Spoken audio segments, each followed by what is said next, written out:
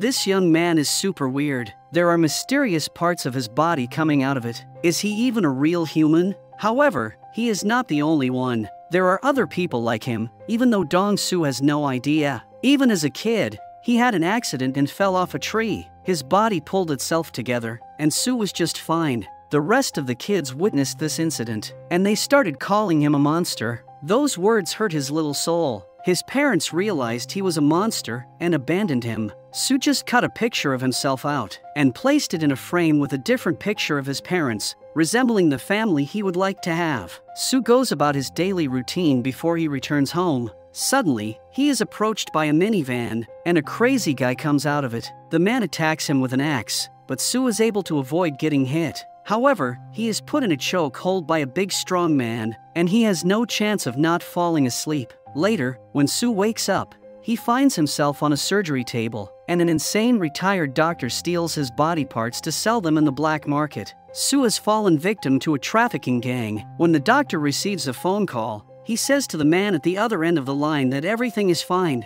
Behind him, Soo's body starts composing itself again. The young man gets up and steps on the ground. He is missing his eyes, but he is still able to see himself through his detached eyes that are placed on a table. The doctor sees this, and he calls for help. Soo grabs one of his eyes, and the eye attaches back into his eye socket. As the gangsters come in, Soo has to escape and jumps out of a window. However, his one eye is still with the doctor. Since he is missing one eye, Soo now wears an eye patch. In the morning, people start gathering around something that looks like a beautiful sculpture. Out of nowhere, the sculpture starts bleeding, and the people realize that this is actually a human. Detective Choi runs there and takes the sculpture back to the lab. This is not a real piece of art. It is a dead woman who has been made a sculpture. Choi knows that he has to deal with a weird killer this time. On the sculpture's body, the forensics personnel see a marking consisting of the letter PL. Choi and his fellow detective Yeom assume that this killer signed what he considers to be his art, just like real artists do. Soon, 2 more bodies are found. Detective Choi believes that he is dealing with a serial killer, but this one is more dangerous because he is smart. When 1 more body is found, Soo happens to be in the crowd. That night, Soo starts playing the guitar, but he suddenly experiences some form of pain in his eye socket. Without being able to explain it, his vision transitions to another place, and he is able to see a computer screen. A man is watching a birth chart. On this chart, there is also a marking that seems like the letters P and L are written together. When the pain is gone, Soo loses this image. He knows that he is being connected to the person who has his eye. The next morning, Soo goes to work on a junkyard. 3 young guys are bullying his old boss, and Soo tries to help the man. As he takes the old man away, the 3 young guys are not yet satisfied, and they want to fight him. One of them pulls a knife and threatens Soo with it. Soon, he does more than just threaten Soo and cuts his ear. Soo grabs his ear from the ground and tells these guys that this is enough for a day. While they also see his eye socket, the young guys are scared and run away. Then, Soo's ear attaches back to his head. Later, Soo decides that he has to get his eye back. He returns to the place he was operated on, believing that his eye is going to be there, but he is not going to have enough time to look around for it. The bad guys spot him, and they hunt after him. Soo tries to escape through some alleys, but he is cornered. Unexpectedly, a girl named Irang emerges and takes him to yet another dead end. Soo asks her if she is working with the traffickers, but the girl has other intentions. She uses a knife to cut his leg because she wants to see if he is what she calls a connect. Indeed, Soo's leg heals instantly. The 2 of them won't have enough time to talk because the gangsters are approaching. Soo tries to run away, but Irang has another shortcut for him. Knowing that he will be okay, she just throws him down the road. Soo gets up pretty fast and runs away. When Soo returns home, the connection happens again, but this time things escalate. He sees the man working on an album that includes several drawings. On a page, he also sees the symbol PL. Unfortunately, Soo now knows that his eye is in the head of the serial killer, who is terrifying the city with his lethal art. Soo jumps online in order to do some research about it, but he will have more clues revealed for him soon. The next day at work, Soo has another connection with the killer and sees the face of a woman named Suni. In addition, he sees a piece of art and realizes this is a famous square in the city. Soo rushes to that square, looking around for the killer. He has yet another vision and sees Suni again. The killer is having lunch with her, and they're friends from the company they work in. Sue runs to that place and bumps into a man named Gene Seop. Sue has no idea that this is the man he is looking for. Seop is the serial killer who likes to turn his victims into art. As he enters the store, Sue tries to talk to Suni and asks her about the man who was sitting with her.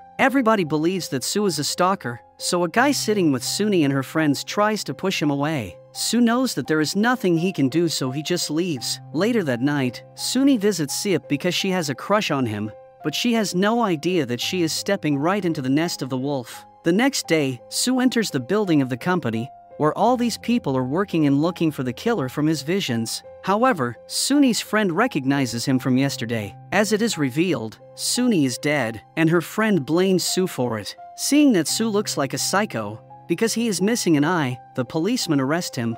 As they intend to walk him to the police station, the girl from earlier appears again and uses a taser on the policeman. Then, she cuts the straps from Sue's wrists, not being careful at all, because she knows that Sue will heal even if she cuts him. The two of them go back to Sue's place, and they have some time to discuss. Irang seems to know many things about the people she calls connects, so Sue naturally wonders about it. As Irang claims, she knows about these people because she has witnessed a connect in action since she was a child. Back then, a truck was driving toward her, but a boy jumped on the way and pushed her away. The boy was hit by the truck. The driver ran away because he was scared, and there was nobody else around. That boy's body started fixing itself and the boy got up. He was totally fine. The boy ran away, and Irang never knew his name, but she continued doing research on these special people to this day. As she has figured out, these people have something to do with the country's largest pharmaceutical. Sue is not the only person with special abilities. There are more people like him, and Irang will even introduce him to some of them soon. For now, the girl advises him to wear sunglasses because the police are looking for a man with an eye patch. They don't want to make it that easy on them. The two of them proceed to do some groceries,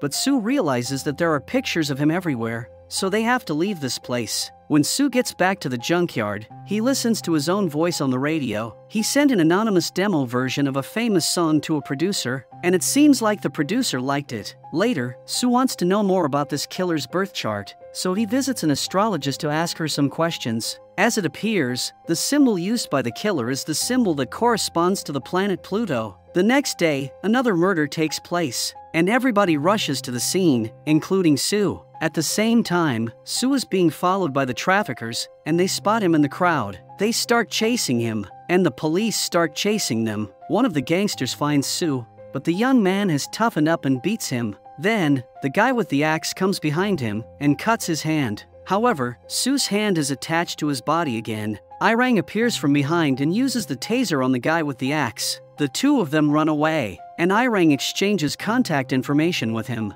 Elsewhere, Detective Choi wants to have a talk with Seop. The questions he asks are pretty basic, but the detective realizes that Seop is a narcissist. Later, Seop plays a music track on his computer, and that track is none other than Sue's music. The song triggers their connection, and the two of them experience pain in their eyes. The next day, Sue tries to get on him, but Seop is smart and he escapes. Then, it is revealed that Seop knows the producer who published the song that triggered the connection, producer Z, and asks him about it. However, Z has no idea who is behind that song, as the artist chose to remain unknown. He tried to contact him to discuss the song's rights, but no luck. Seop has started figuring out that somebody is connecting with him through the eye, so he uses the song as a trigger that same night. Once he plays the song, Sue connects to him. Seop makes a drawing on his album and writes that he is coming for Sue. But in addition to that, it appears that Seop is preparing to create another piece of deadly art. This time, his art will involve 3 little girls. Sue is terrified and feels obligated to help those girls survive by finding the killer first. Later, Sue walks by a street singer who plays his song on the guitar, and his connection to Seop is triggered again. Sue realizes that his eye is looking at him because the killer is stalking him. The two of them see each other, but Seop drives away. Sue runs after him, but he is stopped by the police as he tries to enter the highway on foot. Detective Choi takes him to the station, where Detective Yom asks him questions. He shows Sue the footage of him going to the astrologist, which makes him think that he is the killer who likes to carve the Pluto symbol on his victims' bodies. Sue denies everything Yom asks him, and that makes the detective angry. Yom tries to rough him up, but nothing is coming out of it, so Choi tells him to take a break and go outside. Choi starts asking his own questions, but the young man is silent. He looks around, indicating that he is not comfortable having so many people around listening to him. Choi realizes that and takes the young man up on the roof for a private talk. There, Soo reveals he is special and demonstrates that by breaking his wrist in order to get the handcuff out of his hand. Then, his wrist cures immediately. The only problem is that Choi lied to him, and he has Detective Yeom listening to them on the phone. Soo does not like that, and Detective Choi can tell. He aims at Soo and warns him to stay put, but the young man jumps from the roof to the ground. His skull cracks open, but soon his body composites itself back and he runs away. Choi tries to get after him, but Soo is long gone. The young man communicates with Irang, who tells him to avoid his house, because that is the first place the police are going to look for him. In the meantime, Seop decides to kidnap the dirty doctor who operated on Soo in order to ask him about his eye. The doctor wants to stay alive, so he tells him everything about what happened with Soo. Then, he pleads with Seop to let him go, and reminds him of how much he helped him. When Seop went to see him, he was suffering a terminal illness that caused his organs to fail, but by replacing some of them, he is still alive. Back in the present, Seop does not seem to be quite grateful to the doctor, so he just kills him. Elsewhere, Irang is being followed by one of the traffickers. The man approaches her from behind and holds her at knife point, but he is no match for Irang. She beats him up and kills him before proceeding to meet with Soo. She takes him to an abandoned theater that can serve as their temporary shelter. Furthermore, she has one more thing to show him. She uses the knife to demonstrate that her body is able to heal up just like Soo's body. The story she told him about the truck was true, but there was no boy saving her. She was hit by the truck, but she survived after her body was put back together. The two of them cut their palms, and their bodies are naturally drawn together. As they hold each other's hands, they share their first kiss. Soo wakes up in the middle of the night as he experiences yet another connection. Seop knows that, and he makes sure Soo will see that he is having another victim in his lab. At the same time, Irang wakes up and sees on the cameras that the gangsters are coming for them. Soo also receives a video on his phone that some other members of the trafficking gang are holding his old boss. Soo is torn between Irang and the old man, but she tells him to go save his boss because she knows how to take care of herself. Soo arrives at the junkyard pretty soon, but he is apprehended by two strong gangsters who hit him from behind and then tie his hands behind his back using some chains. Soo and his boss are in big trouble, so the young man decides to take action. He leans back to a piece of machinery and cuts the chains, while his hands are also being cut. However, his hands recover very fast, and he starts fighting against the gangsters. Soo kills both of them, while his boss looks at him amazed. He asks him if he is a monster, which brings back some unpleasant memories for Soo. When he was a kid and his body literally broke and fixed itself back up, the other kid called him a monster. However, the old man is thankful for still being alive, and tells the young man that his secret is safe with him. He also tells him to go, and he will clean up the dead bodies. Back in the abandoned theater, Irang is surrounded by the gangsters, and they take her back to their boss. Irang has a talk with them, but she can't risk staying there for too long, because these traffickers might start using her body.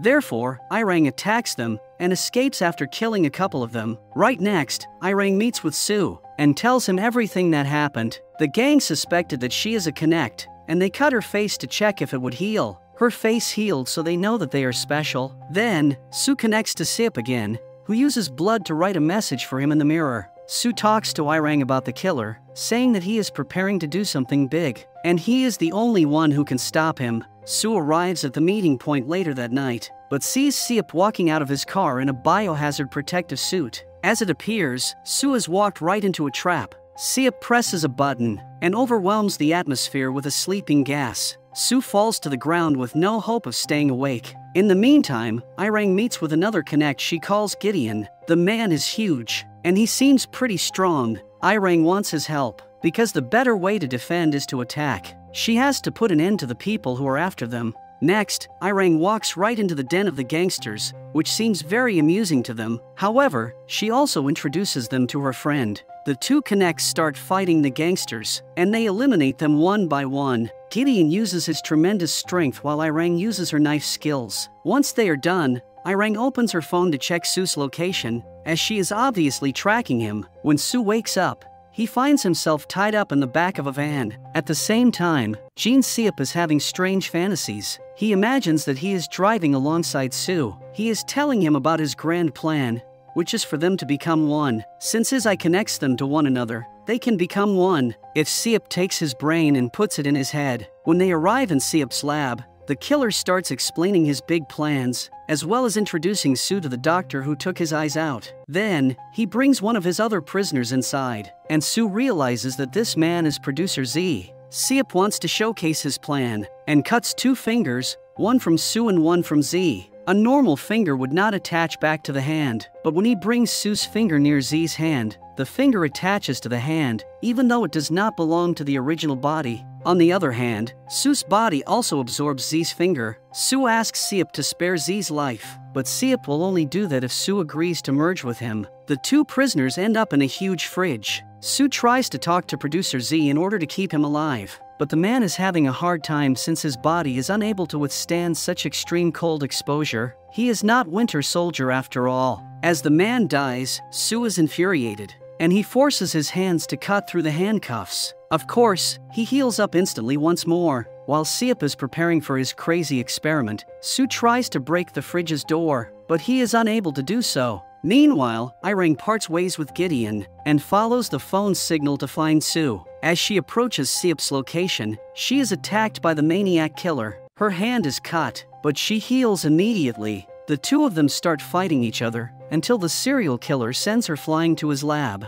However, he decides to walk away, as he knows that he won't probably be able to kill her. Irang finds the huge fridge and frees Sue. At the same time, Detective Choi has put the clues together, and he arrives at the same building looking for Seop. Back in the lab, Irang tells Sue that she has to find her friend, but she also tells him that he has to find Seop and put an end to this madness. Detective Choi comes face to face with Gideon and points his gun at him. Things get a bit out of hand, and Choi shoots the big man. However, Gideon is able to heal and gets back up. Irang finds the 2 of them fighting and calms them down. She explains to Choi that they are not his real enemy. They have been hunted down for such a long time by everyone they know, and this has to stop. Elsewhere, Detective Yom is searching for Seop, but the killer sees him first and terminates him. However, the killer is not free to go yet, as Sue Si also looking for him. The Connect grabs an axe and finally comes face to face with the killer. Seop tries a few dirty tricks. He starts singing Sue's song,